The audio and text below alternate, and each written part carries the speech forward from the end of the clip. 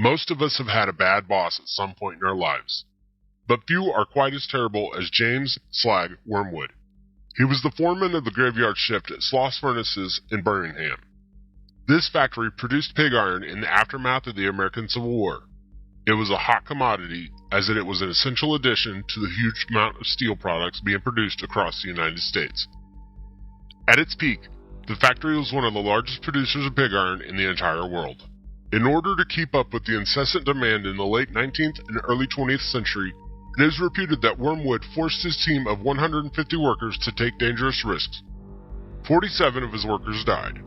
Many others were seriously wounded after experiencing horrific accidents, including one that left 6 of his workers blind. In response, it is believed that the workers attacked him and threw him into one of the factory's blast furnaces in October of 1906.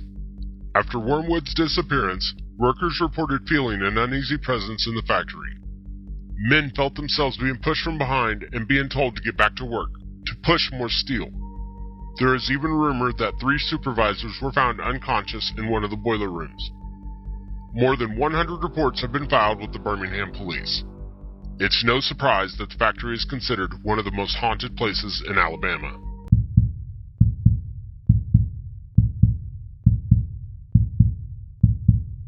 It seems like almost every large city in the USA has its own haunted hotels, and Birmingham is no different.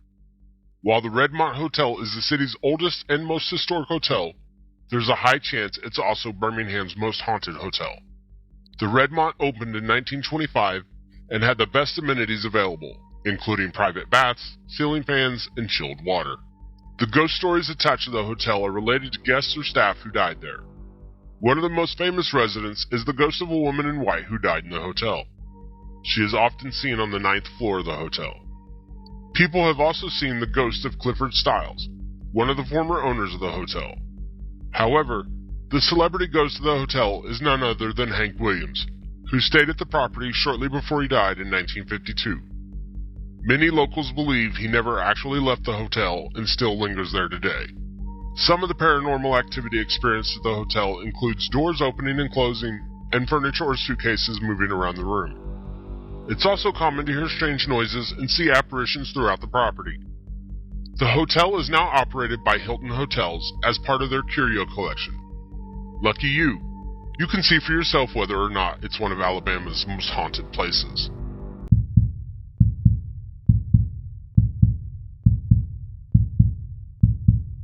Built in 1637, the Drish House was originally the family residence of Dr. John R. Drish and his family. It was located in the center of a 450-acre plantation. Sadly, John Drish died in 1867 after falling down a stairway. His wife died in 1884. After the deaths of the Drishes, the mansion changed hands frequently over the next few decades. The land was eventually sold and subdivided as Tuscaloosa continued to grow. Eventually, the house itself was used by the Tuscaloosa Board of Education as a school from 1906 to 1925. This is also when many of the ghost stories and sightings began. The house was then purchased by the Tuscaloosa Wrecking Company to serve as a parts warehouse. After that, Southside Baptist Church took over the property and kept it for most of the 20th century. During this time, visitors reported seeing fires burning in the third-story tower when there was no fire, and seeing ghostly lights coming from the house. The fire sightings may be linked to Drish's wife Sarah, who is rumored to have started a fire in this very same tower. As with many haunted houses, the Drish House is currently being used as a function space. It is a particularly popular wedding venue thanks to the elegance of the mansion.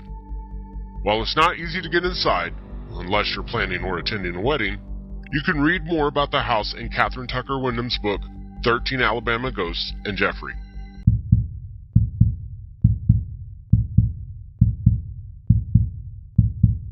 Many people flock to the Fort Morgan and Gulf Shores area to enjoy the relaxing sand and surf.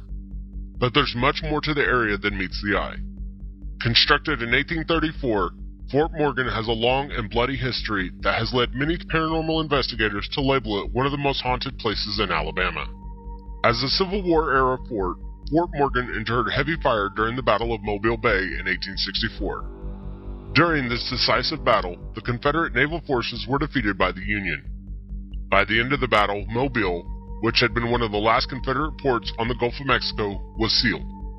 This created a shipping stranglehold that effectively crippled the South. The fort was used intermittently throughout the Spanish-American War, World War I, and World War II. It's now a historic site that's open to the public. Many visitors to the fort have claimed to hear the cries and screams of Confederate soldiers. They've also seen the ghost of a young woman who is believed to have been killed in the fort.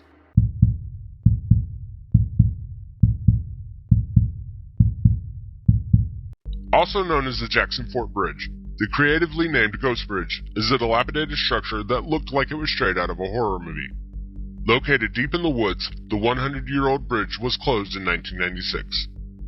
Urban legends claim that there was often a white mist laying on top of the bridge, strange orbs, and the sound of footsteps when no one else was around. Many of these ghost stories and spooky sightings are linked with car accidents, Civil War battles, teenage pranks gone wrong, and more. This historic bridge was sadly demolished in 2013, despite local efforts to save it. Now, the only ghost sightings associated with the bridge are in the memories of the ghost hunters who witnessed them.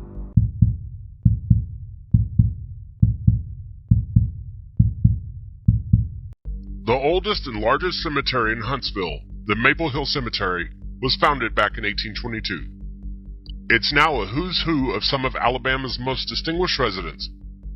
5 former U.S. senators and 5 Alabama governors are buried there. Visiting the cemetery is almost like having an impromptu Alabama history lesson.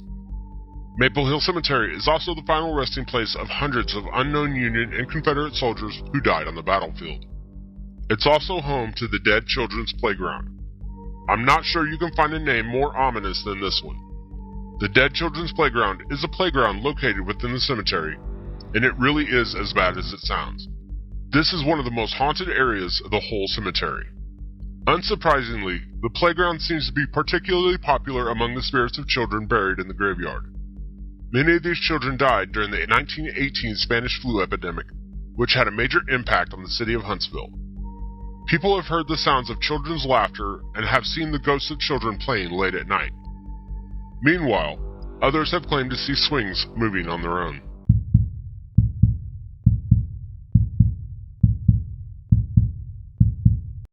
Another Florence spot that's perfect for ghost hunting, the Sweetwater Mansion, is a plantation house that was built in the mid-1830s by a War of 1812 veteran. The basement of this 8-room mansion served as a Civil War hospital and may have also been the county jail. Visitors to the house have seen shadowy figures, apparitions, and women dressed in 19th century clothing. They've even heard the sounds of disembodied voices. A caretaker reportedly saw a phantom casket in the house, complete with the body of a Civil War soldier inside. Paranormal investigators have also had strange things appear in photographs. The house is listed on the National Register of Historic Places. Unfortunately, it's not open to the public normally. However, they do sometimes open their doors around Halloween for people wanting to learn more about the history of the house, and perhaps see a ghost or two.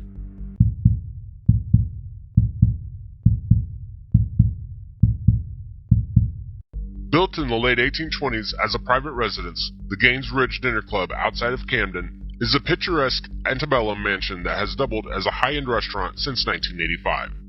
The stately building features a Federal-style interior and Greek Revival exterior that was popular in the first half of the 19th century. Since transitioning into a dining establishment, it has become known as the most haunted restaurant in Alabama. Staff members report hearing voices calling out their names and a baby crying. They've seen a female apparition floating outside of the windows during the night. They have also smelled pipe smoke coming from the upstairs, even though no one else was there. The dinner club is open from Thursday to Saturday night, which gives you the chance to decide for yourself.